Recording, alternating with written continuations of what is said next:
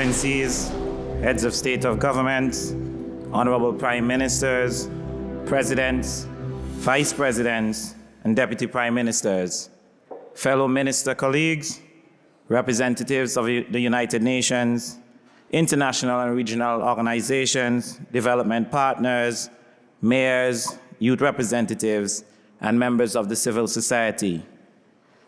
Distinguished hosts, including the Global Climate Mobility Center and the Robert Bosch Stiftung, ladies and gentlemen, Antigua and Barbuda welcomes the global principles for addressing climate mobility. For us, localizing adaptation begins with a simple truth. Communities know what they need. They know which homes flood first, which roads fail, which coastlines are retreating, and which families need support, which ecosystems once protected them. But knowing what is needed is not the same as having the resources tapped. In small island states, many communities are already focused on meeting the basic needs: food, clothing, housing, healthcare, safety, and security. Climate change is making each of these needs harder and much more expensive to meet. When a storm damages a home, when heat affects health, when a beach erodes, or when a wetland no longer provides protection, the burden falls immediately on families and on communities. That is why the response has to be local, but it also has to be financed. Support to government in our context is support to communities. Government systems are often the channels through which housing support, health services, social protection, disaster response, recovery assistance, and infrastructure repairs reach vulnerable people. Localizing adaptation, therefore, requires financing that strengthens the institutions that can act quickly and reach people fairly.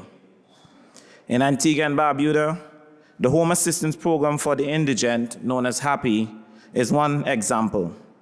It builds and repairs homes for vulnerable citizens, including the elderly, displaced persons, the unemployed, and victims of disasters. Through programs like HAPPY, the right to stay becomes practical. It becomes a safer roof, a stronger home, and a family better able to be secure. But housing is only one part of the response. Communities also need mental health support. Repeated storms, heat, displacement, livelihood loss, and uncertainty create grief, trauma, anxiety, and stress. These are all real climate impacts.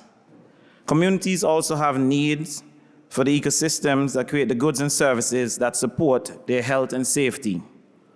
Beaches, wetlands, reefs, mangroves, and fisheries support food security. It also supports livelihood, the recreation, culture, and protection from storms. When those systems are degraded, communities lose part of their safety net.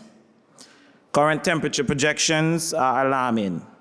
We must prepare for that reality while holding temperature rise as close as possible to 1.5 and returning to that limit as quickly as we can. For Antigua and Barbuda, 1.5 degrees Celsius is the difference between manageable risk and permanent damage. Adaptation has limits. When infrastructure can no longer withstand repeated shocks, when land is lost, when water systems fail, when livelihoods disappear, and when people are forced to move, the issue becomes loss and damage. Across the Caribbean, recent hurricanes show the scale of those challenges. Impacts range from recovery needs above $220 million US in Antigua and Barbuda after Hurricane Irma and Maria in 2017, to damages and loss equal to 226% of GDP in Dominica after Maria, to physical damages of $8.8 billion US or 41% GDP in Jamaica after Hurricane Melissa. These figures are the cost of keeping people housed, healthy, safe, and connected to place. The principles are useful because they connect the right to stay with local knowledge, local finance, rights-based protection, and a whole of society action. Implementation must now get finance to the institutions and communities that can act.